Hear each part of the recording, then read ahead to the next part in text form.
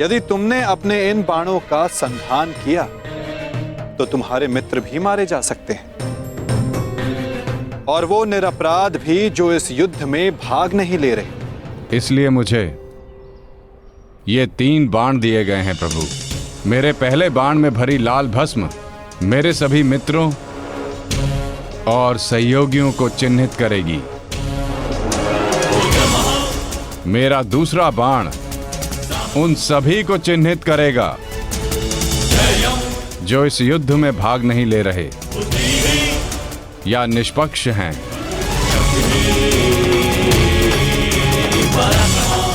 और ये तीसरा बाण एक क्षण में उन सभी का अंत कर देगा जिन्हें मैंने चिन्हित नहीं किया, अर्थात मेरे शत्रुओं का नाश। असंभव, मैं नहीं स्वीकारता। प्रत्यक्ष को प्रमाण की आवश्यकता नहीं है माधव। मैं यहां हूं, आप यहां हैं, और मेरे बाण भी। आप चाहें तो मेरा परीक्षण यहीं ले सकते हैं।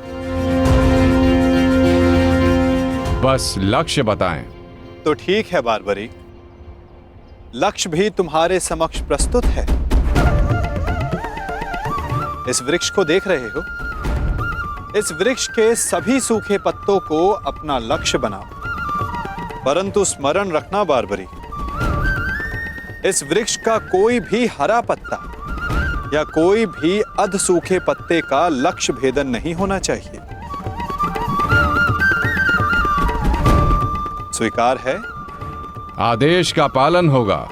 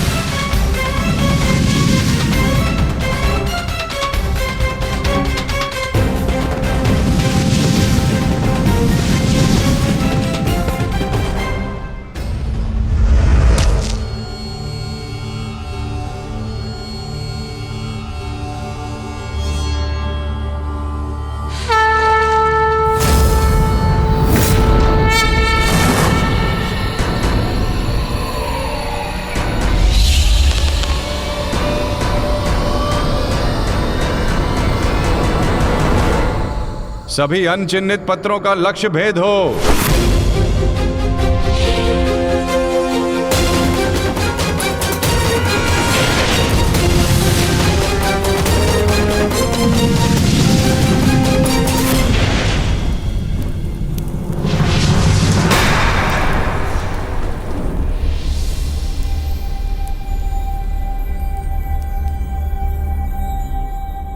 प्रतीत होता है कि कोई सूखा पत्ता शेष रह गया है बारबरीक।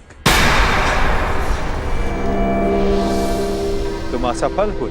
न मैं असफल हुआ हूं और ना मेरा तीर कोई लक्ष्य छोड़ेगा।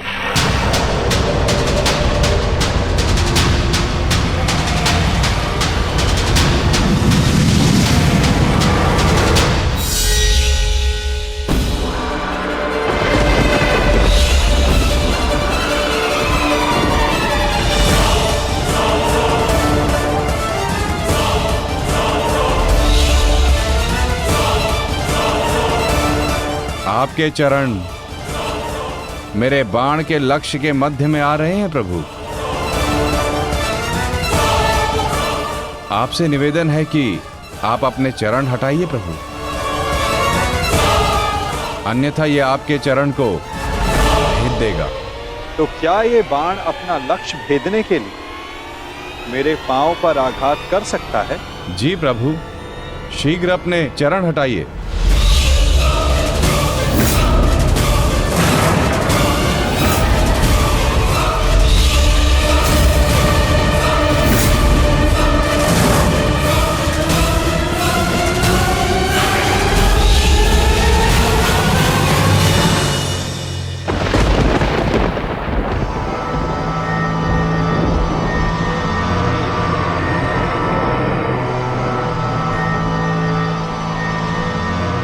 ये क्या किया वासुदेव? मेरा वरदान था कि ये बाण कभी लक्ष्य चूकेंगे नहीं। मैं वासुदेव आपके वरदान का मान अवश्य रखूंगा।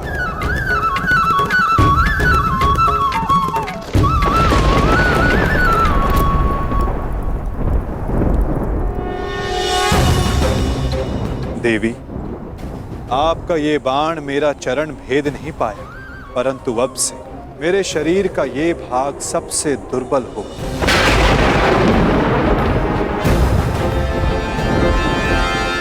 और अब कोई भी बाण मेरे इस स्मरण स्थल को भेद पाएगा। ये मेरा वचन है देवी, और यही मेरे इस देह को त्यागने का कारण बनेगा।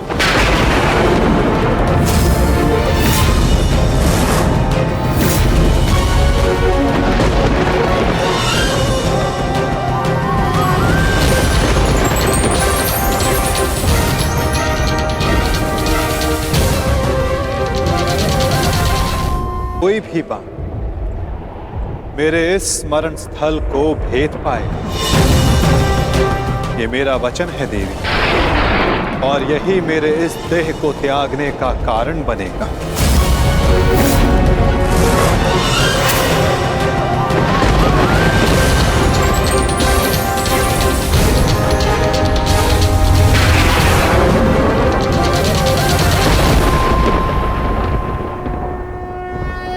परंतु क्यों माता, आपने उस पत्ते पर पांव क्यों रखा?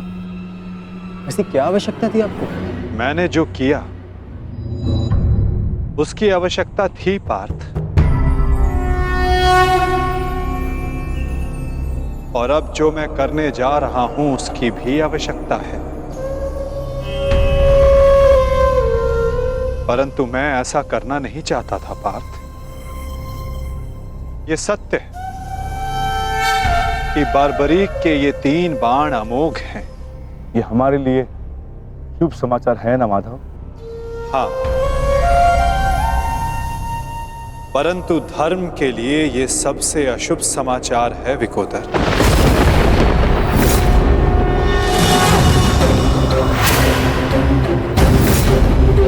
ये युद्ध केवल कौरवों और पांडवों के मध्य नहीं है।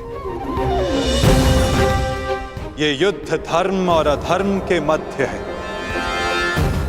ये युद्ध पाप और प्रतिज्ञा के मध्य है। ये युद्ध श्राप और श्रापितों के मध्य है। और अब ये 3 बाण और इन बाणों का धारक बार्बरीक हमारे लिए सबसे बड़ी समस्या बन चुका है।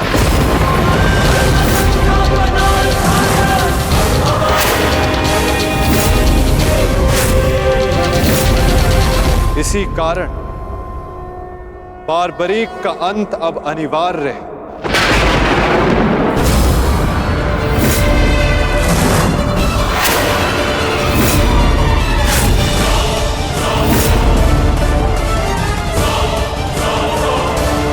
इसका वध अब अटल है।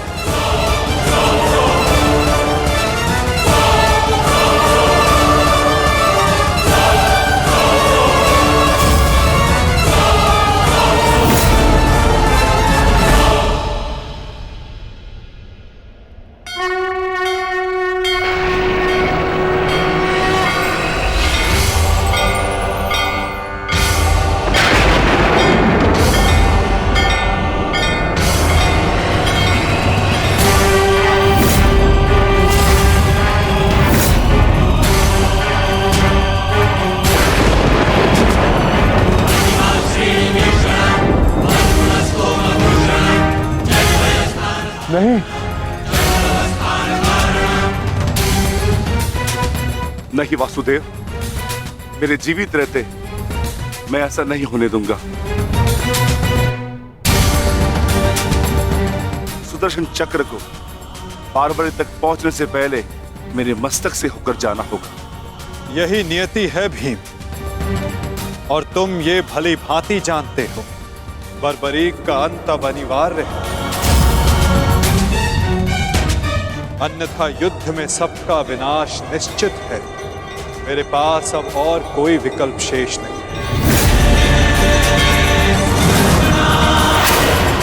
मुझे बारबरीक का अंत करना ही होगा।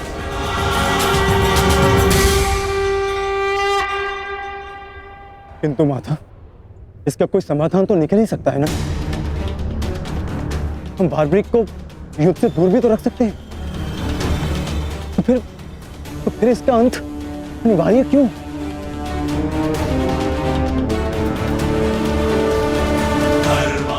मैं अपने पुत्र को इसी क्षण जाने का आदेश दे दूंगा।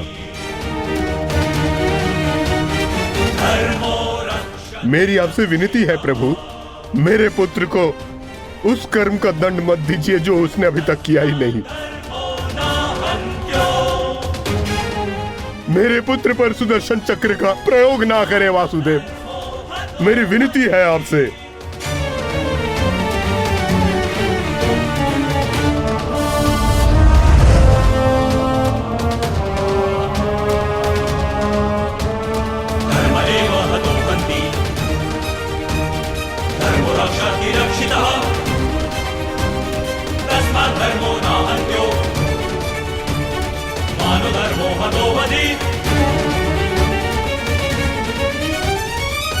रुकिए पिताश्री।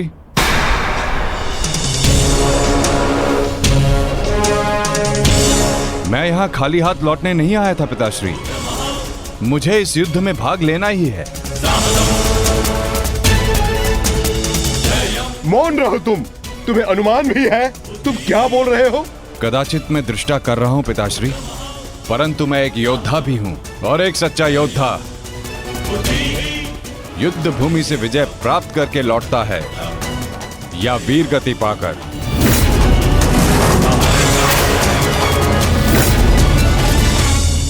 क्षमा कीजिएगा वासुदेव, परंतु युद्ध में बारबरीक के भाग लेने से हमें क्या हानि होगी? बारबरीक हमारे पक्ष से युद्ध करेगा, हानि तो केवल कौरवों को होगी वासुदेव। नहीं युधिष्ठिर, जो तुम्हें दिख रहा है वो सत्य नहीं है। क्यों बारबरीक, मैंने उचित कहा ना? मैं समझा नहीं वासुदेव। बारबरीक निश्चित रूप से हमारे पक्ष में लड़ेगा, तो इसमें क्या संदेह है? क्यों पौत्र?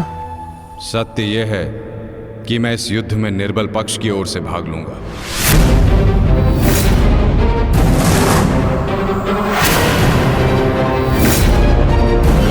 माता के समक्ष स्वयं को वचन दिया है मैंने। परंतु समस्या क्या है वासुदेव? ये तो स्पष्ट है कि हम पांडवों के पास 7 अक्षणीय सेना है और कौरव के पक्ष में 11 अक्षणीय सेना। कौरव के पक्ष में पितामह भीष्म और गुरु द्रोणाचार्य भी है। शक्ति गणना के अनुसार कौरव का पलड़ा हमसे अधिक भारी है, इसलिए बारबरीक हमारे ही पक्ष में युद्ध लड़ेगा। विनाश तो होगा प्रभु, परंतु केवल कौरवों का। मैं आपको वचन देता हूं, मेरे परिवार को हानि पहुंचने से पूर्व मैं अपना शीर्ष आपके चरणों में रख दूंगा। तुम सत्य नहीं देख पा रहे हो वीर। तुम जानना चाहते हो बारबरीक, यदि तुमने इस युद्ध में भाग लिया तो क्या होगा?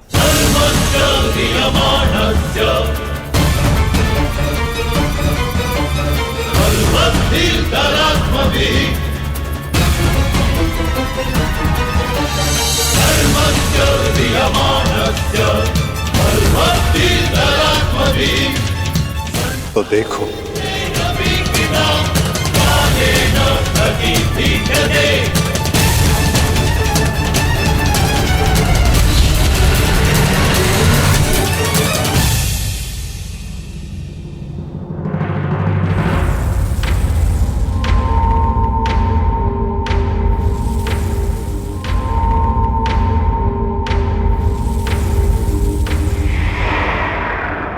तुम्हारा स्वयं को दिया गया वचन इस युद्ध को किसी भी दिशा में जाने नहीं देगा बारबरी।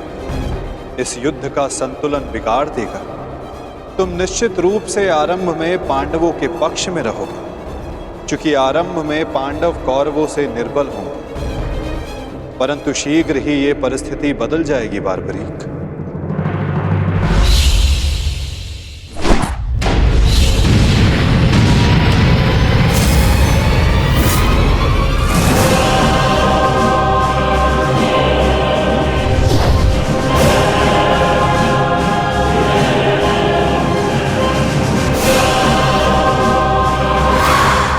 जब कौरवों का विनाश प्रारंभ होगा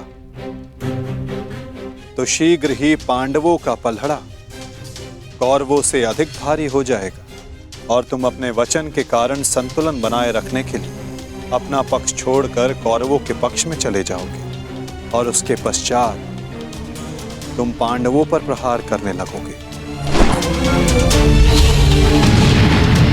और इसी कारण इस युद्ध का संतुलन बिगड़ जाएगा।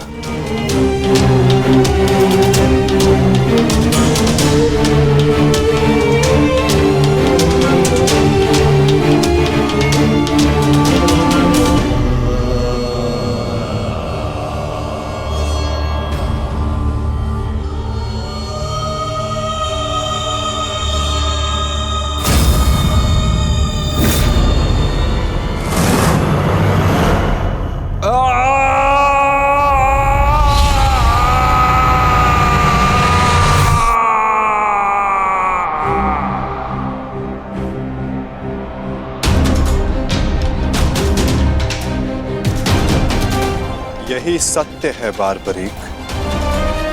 यदि तुम इस युद्ध में हुए तो यही होगा।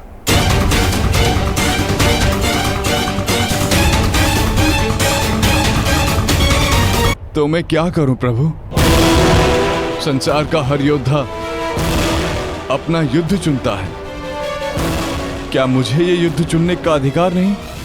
योद्धा कभी अपना युद्ध नहीं चुनता बारबरीक, युद्ध अपना योद्धा चुनता है।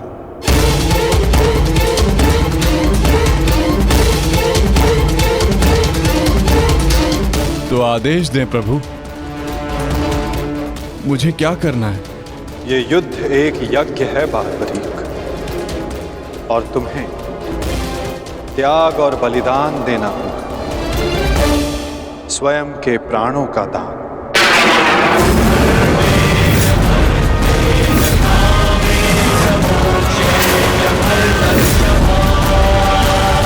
नहीं पौत्र, नहीं। नहीं माता, नहीं।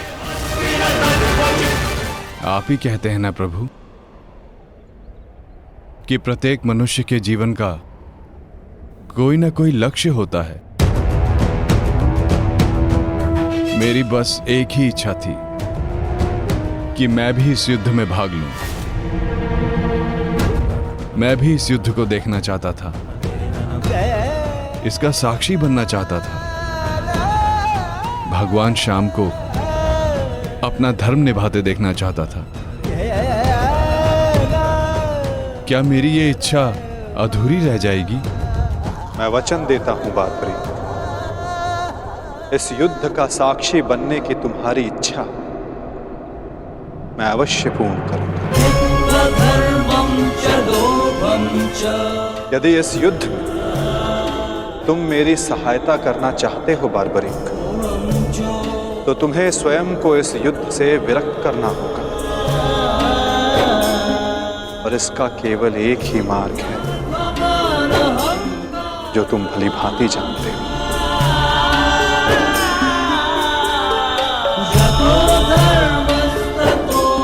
मैं समझ गया प्रभु।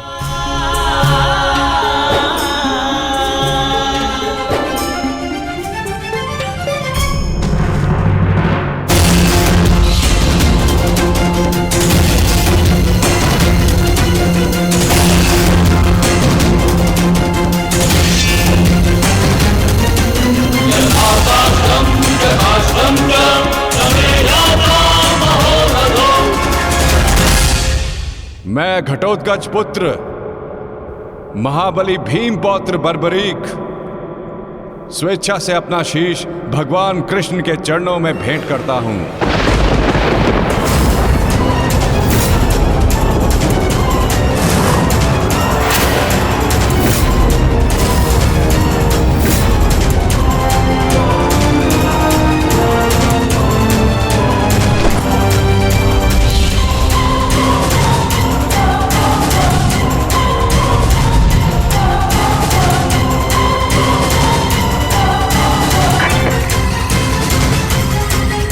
भगवान श्याम की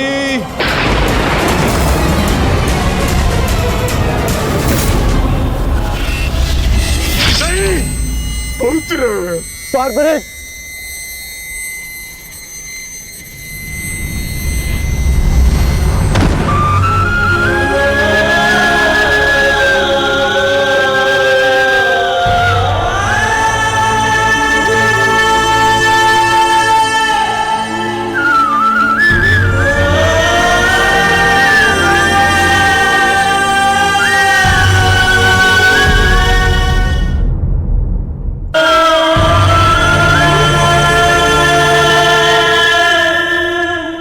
पुत्र की कामना थी इस युद्ध का साक्षी बनने की, वो भी अधूरी रह गई। उससे स्वयं के साथ भी अपनी अंतिम कामना का भी अंत कर लिया। नहीं घटोत्कच, ये अंत नहीं, प्रारंभ है। बार्बरीक की अंतिम इच्छा अवश्य पूर्ण होगी। कृष्ण गोविंद हरे मुरारी, हे नाथ नारायण वासुदेवा।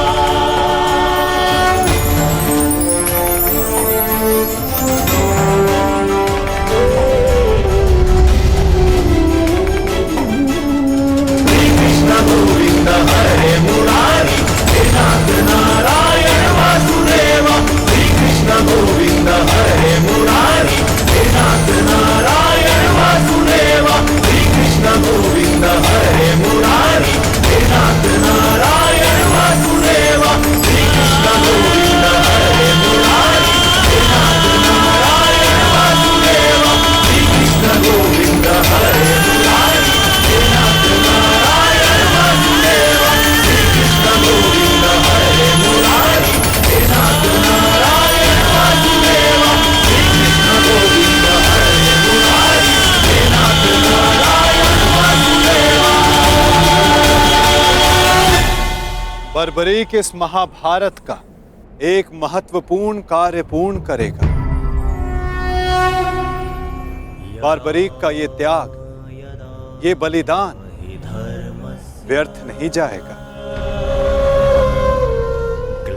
तुम सदैव अपने साहस, बुद्धिमता, इस महायुद्ध के, इस महाभारत के एकमात्र साक्षी के रूप में जाने जाओगे बार्बरीक।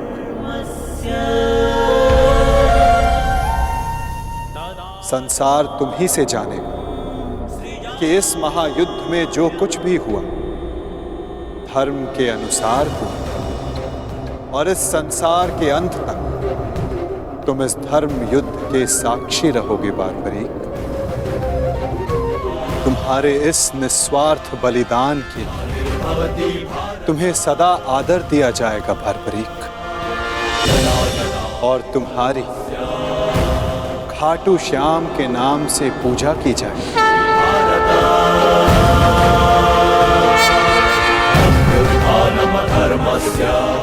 तुम हर उस निर्बल की सहायता करो जो तुम्हारे समक्ष सहायता मांगने आएगा। वीर बारबरीक, तुम अपने साहस के लिए जाने जाओगे, महाभारत के निर्णायक के रूप में जाने जाओगे, शीश दानी के रूप में जाने जाओगे।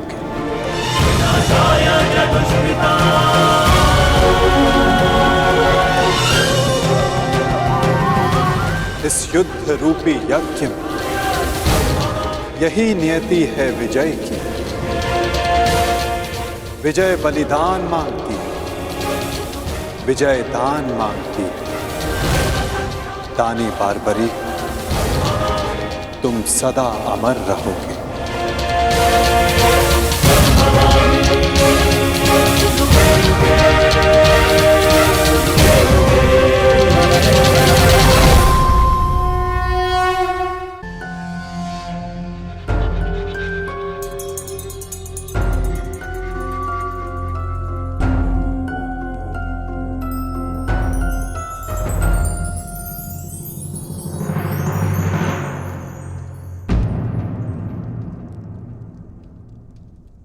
सूर्यदेव, आप?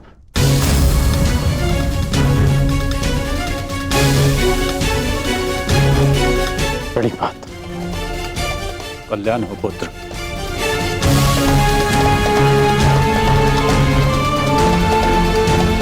ऐसी क्या आवश्यकता आन पड़ी कि आपको इस समय मेरे समक्ष आना पड़ा? कुछ समय पश्चात मैं आपको अर्घ भेंट करने आने ही वाला था। आज मैं अर्घ लेने नहीं आया हूं पुत्र, तो मैं एक चेतावनी देने आया हूं।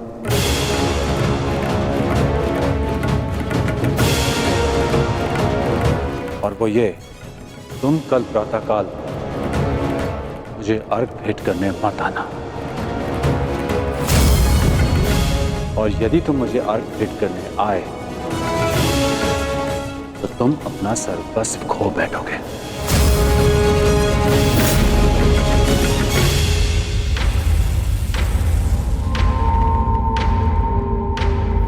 हाँ पुत्र, मेरी विनती है तुमसे, कल प्रातःकाल तुम मुझे अर्घ देने मत आना। तो मैं तो आपको बचपन से अर्घ देते आया हूं। तो आज अचानक ऐसा क्या हो गया कि आप मुझे अर्घ देने से रोक रहे हैं? तुम्हारा वचन पुत्र, तुमने प्रतिज्ञा ली है, सूर्य को अर्घ देते समय यदि कोई भी तुमसे कुछ भी मांगेगा तो वो तुम उसे दान में दे दोगे। कल का अर्घ तुम्हें कुछ ऐसा दान देने पर विवश कर देगा जिससे तुम मेरा दिया हुआ आशीर्वाद सदैव के लिए खो बैठोगे। देवराज इंद्र ने तुम्हें परास्त करने के लिए षड्यंत्र रचा है। वो कल प्रातःकाल तुमसे दान मांगने आएंगे और दान में वो तुमसे कवच और कुंडल मांगे। तुम्हें ज्ञात है पुत्र? मुझे ज्ञात नहीं, परंतु आपको चिंतित देख के आभास हो गया। और यदि स्वयं मेरे पिताश्री मुझे चेतावनी देने आए हैं कि इंद्रदेव मुझसे दान मांगने आएंगे, तो इसका सीधा संबंध अर्जुन से होता है, इंद्रदेव का पुत्र अर्जुन। और उसमें कोई बुराई भी नहीं, क्योंकि हर पिता अपने पुत्र की भलाई चाहता है। यदि इतना समझते हो तो यह भी समझ लो पुत्र कि यह पिता भी यही चाहता है कि उसके पुत्र के साथ कोई अन्याय ना हो, कोई छल ना हो। मेरी विनती है तुमसे, कल प्रातःकाल मुझे अर्घ देने मत आना। पहले भी मैं तुम्हारे साथ बहुत अन्याय कर चुका हूं पुत्र, परंतु अब और अन्याय नहीं। कहो पुत्र, अपने पिता की बात मानोगे? कल प्रातःकाल अर्घ देने नहीं आओगे ना? मुझे उत्तर दो पुत्र, मुझे उत्तर दो। प्रश्न उत्तर का समय नहीं बचा है। मनुष्य का कर्म उसके हर प्रश्न और उत्तर से बड़ा होता है। और आपके कर्म का समय हो गया है। अंधकार में डूबे समस्त संसार को आपको प्रकाश देना है। आप अपना कर्म और धर्म निभाइए और मैं अपना कर्म और धर्म निभाऊंगा। बस आपसे एक प्रार्थना है कि अब ये अन्याय मत होने दीजिएगा कि संसार कहे कि कर्ण ने अपने जन्मदाता को अपना धर्म करने से रोक दिया।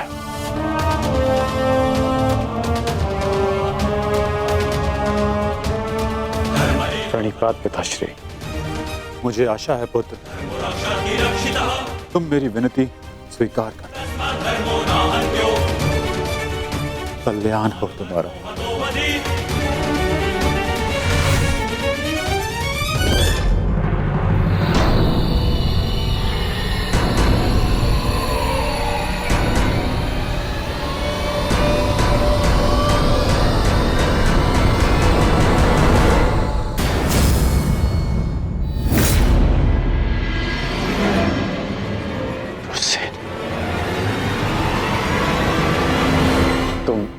तुम यहाँ क्या कर रहे हो? मैंने सब सुन लिया।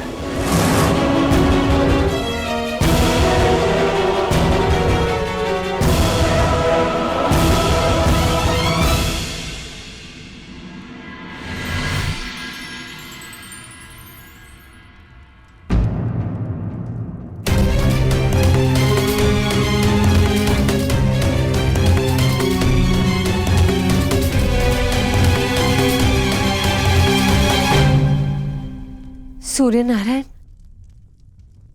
आप यहाँ? इस प्रकार यहाँ आने के लिए मैं आपसे क्षमा चाहता हूँ, परंतु पुत्र कर्ण पर बहुत बड़ा संकट आने वाला है। उसे सावधान करना होगा।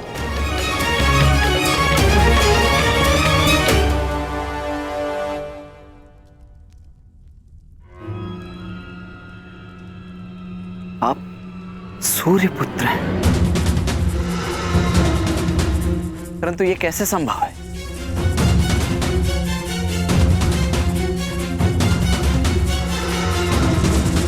मेरे जन्म से पूर्व एक स्त्री को वरदान मिला था कि वो किसी भी देवता का आवाहन करके कोई भी वरदान पा सकती थी। उस स्त्री को विश्वास नहीं हुआ और उसने इस वरदान को परखने का प्रयास किया। उसने सूर्यदेव का आवाहन किया और वरदान से बद्ध सूर्यदेव को उन्हें पुत्र देना पड़ा, परंतु वो अविवाहित कन्या समाज के भय से भयभीत हो गई और उसने उस बालक को गंगा में बहा दिया। वो बालक मैं था, जिसे पिता अधिरथ ने पाला। सूर्यदेव के आशीर्वाद के रूप में मुझे कवच और कुंडल मिले, जो आप इंद्रदेव छीन लेना चाहते हैं अपने पुत्र अर्जुन के लिए। सूर्यदेव मुझे यही समझाने आए थे कि मैं इंद्रदेव को कल दान ना दूं। अर्थात आज आप अर्घ देने नहीं जा रहे?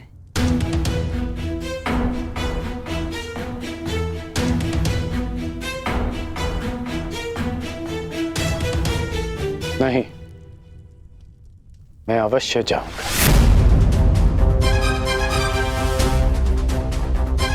क्यों? मैं आपको ऐसा नहीं करने दूंगा।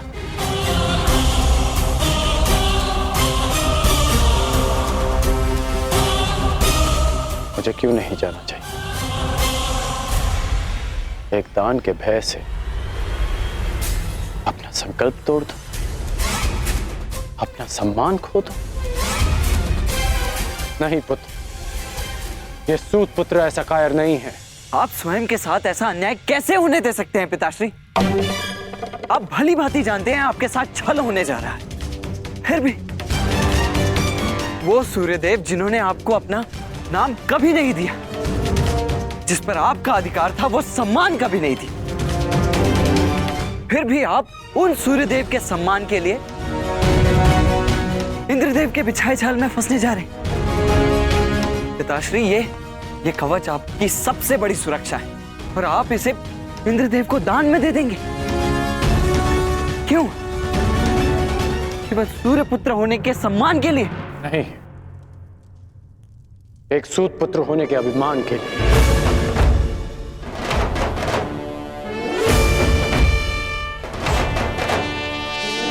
मैं आज भी एक सूत पुत्र हूं। एक सूत ने ही मुझे प्रेम दिया, सम्मान दिया, अधिकार दिया, आवश्यकता पड़ने पर धनुष दिया। जब मैंने उससे दूर जाने की आज्ञा मांगी तो उन्होंने मुझे वो भी दी।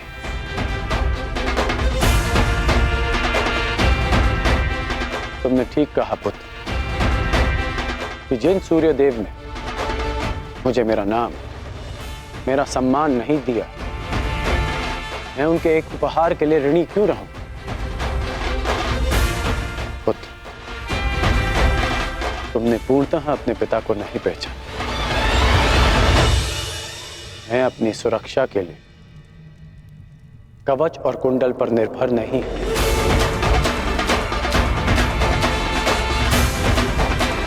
मेरी शक्ति मेरा वो साहस है जो मैंने अपनी मां राधा से पाया। मेरी शक्ति मेरा वो विश्वास है जो मैंने अपने पिता अधिरथ से पाया। मेरी शक्ति वो तिरस्कार है जो मैंने समाज से पाया।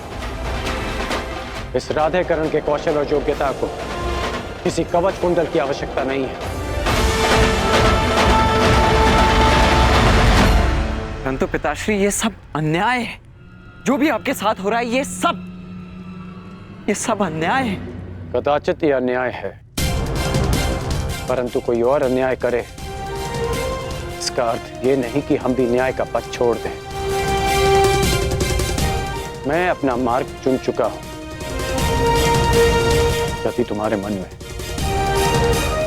मेरे लिए कोई भी स्थान है, एक पिता के रूप में या एक योद्धा के रूप में, तुम इस रहस्य को रहस्य ही रखोगे। तुम्हें मेरी सौगंध है। वचन दो मुझे पिताश्री। वो वचन दो मुझे वृषसेन।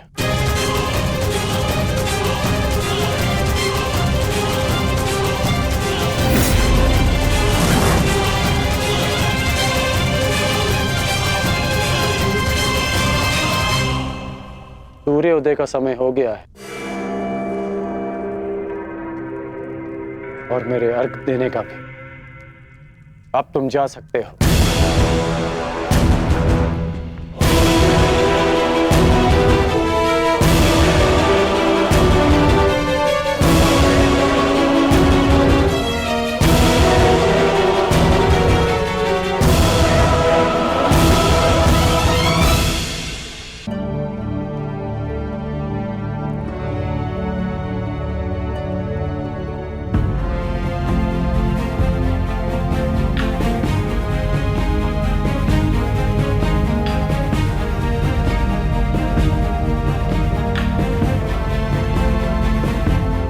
क्या हुआ माता?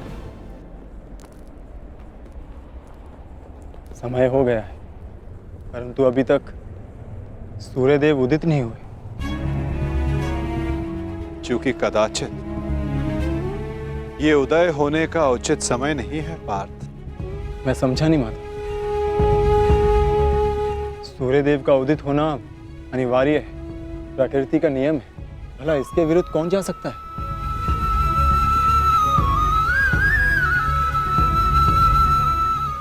एक पिता अपनी संतान के लिए किसी के भी विरुद्ध जा सकता है पार्थ।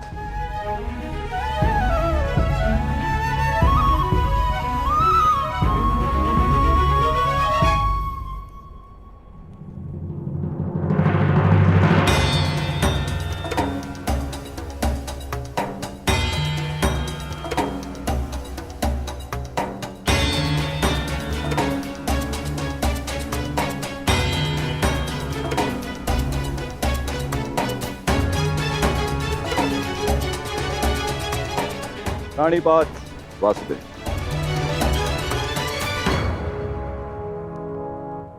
रानीपात, गांडीवधारी अर्जुन।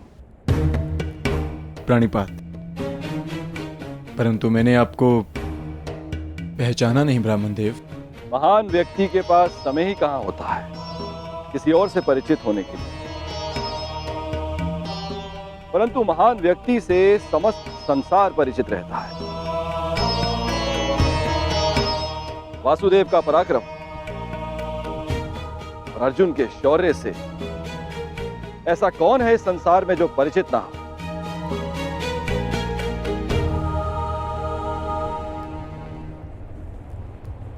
धन्यवाद।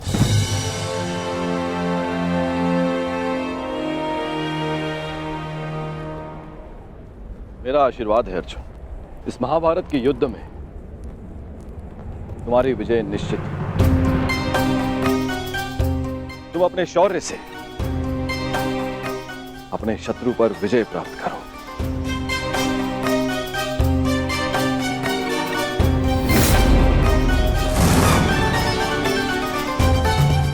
मैंने आपकी बात सुनी वासुदेव, और मैंने उसके मंतव्य को भी समझा, परंतु सूर्यदेव केवल एक पिता ही नहीं, वो इस समस्त संसार को ऊर्जा भी देते हैं।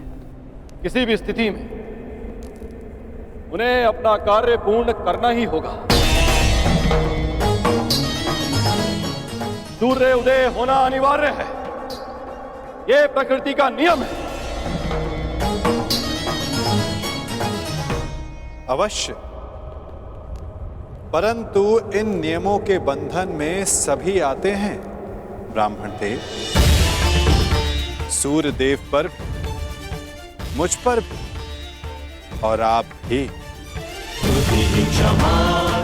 नियति चाहे प्रकृति की हो, चाहे देवताओं की हो या फिर मनुष्य की, परंतु उसे समझ पाना बहुत कठिन कार्य है। आपको स्मरण करवा देता हूं ब्राह्मण देव, मनुष्य को दुर्बल समझना देवताओं के लिए घातक सिद्ध हो सकता है। ऐसा कोई विघ्न नहीं जो एक दृढ़ निश्चयी मनुष्य का मार्ग रोक सके। यदि मनुष्य चाहे तो वो पर्वतों का स्थान भी बदल सकता है। मैं मनुष्य की नियति और निश्चय को कम नहीं आंक रहा वासुदेव, परंतु किसमें कितना बल है ये तो केवल परीक्षा से ही सिद्ध होगा। कभी कभी परीक्षा में परीक्षार्थी नहीं, परीक्षा लेने वाला भी असफल हो जाता है ब्राह्मण देव।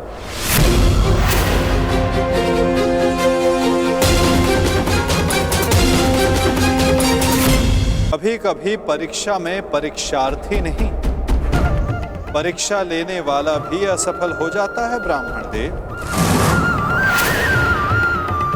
फिर चाहे वो मनुष्य हो या देव।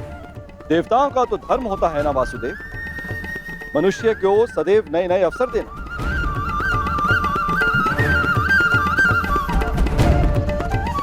उचित कहा आपने ब्राह्मण देव, परंतु अवसर में यदि छल और भेदभाव आ जाए तो वो अवसर नहीं होता।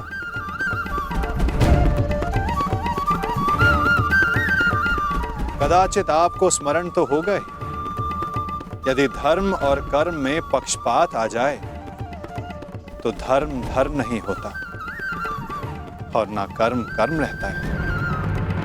एक पिता का धर्म होता है सदैव अपने पुत्र के हित में देखना, और एक पिता के अंधे पुत्र प्रेम के कारण ही ये महाभारत हो रही है ब्राह्मण देव।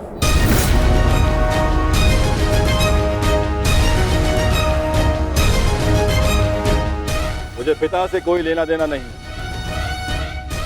देखना यह है कि क्या एक पुत्र अपना धर्म निभा पाता है या नहीं।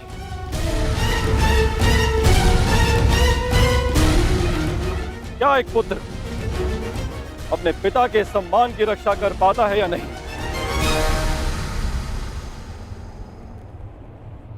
आज्ञा दें वासुदेव, मेरा प्रस्थान करने का समय हो चला है। प्राणिपात।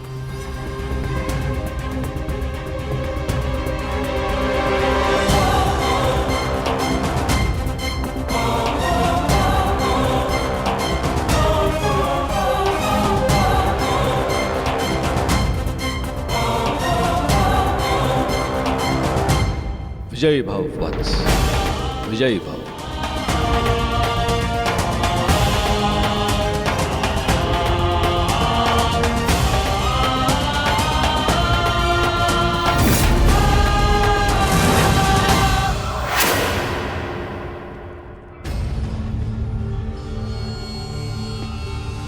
रुक जाइए पिताश्री।